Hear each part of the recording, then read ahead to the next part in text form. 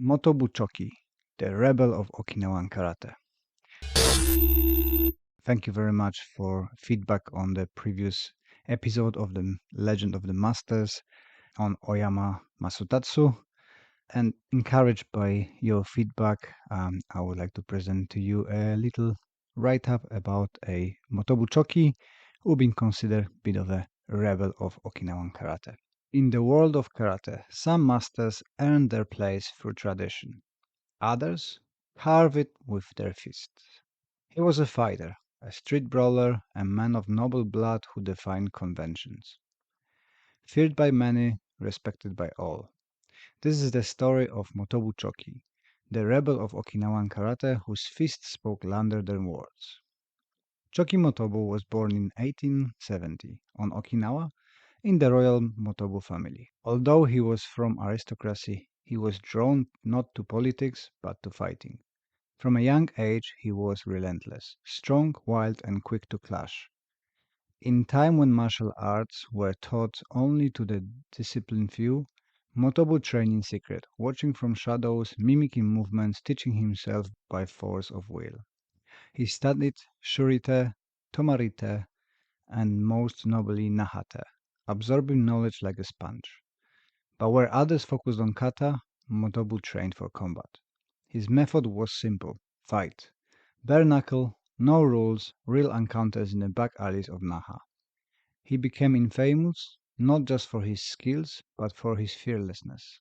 He believed that karate must be tested in actual combat, or it was just a dance. Motobu's strength was undeniable. Signature move, a short-range explosive punch, tsuki, delivered with perfect timing and a brutal power. He called his style Motobu-ryu, rooted in tradition, refined by experience. Where others bowed to formal kata, he demanded practicality. Application? He often said, kata is theory, kumite is reality. But his moment of fame came in 1922 in Kyoto. There was a Westerner boxer who challenged Japanese martial artists to real fights, and winning. Then a 52-year-old Motobu stepped in the ring. What happened shocked the audience. Motobu knocked out the boxer with one punch. Suddenly, karate was on the front page of every newspaper in Japan. But there was confusion. The press credited Gishin Funakoshi, the more refined public-facing karateka, with the victory. Motobu laughed. He didn't care. He had proven what he came to prove. The real karate worked. His reputation spread. Rough, honest, effective. He opened dojo in Osaka and Tokyo, where his students included not only Okinawan youth, but Japanese martial artists, boxers, and jiu-jitsu men, all eager to learn that raw truth of Motobu karate. He was strict, demanding, and often harsh, but his students knew what he taught worked. Motobu wasn't always loved by his peers. He criticized those who focused too much on ceremony and kata. He clashed with other masters. But behind the gruff exterior was deep knowledge and passionate belief that karate must be alive, direct, real.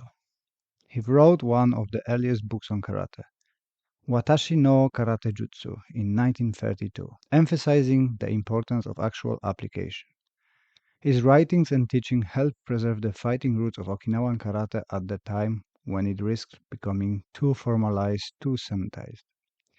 Motobu Choki died in 1944 at the age of 74. But his legacy lives on in every punch thrown with intent, every stance tested in combat, every karateka who values truth over form.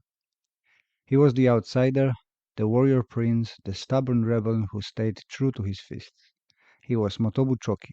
And, in his words, karate is not an art for showing off, it is a way to save your life.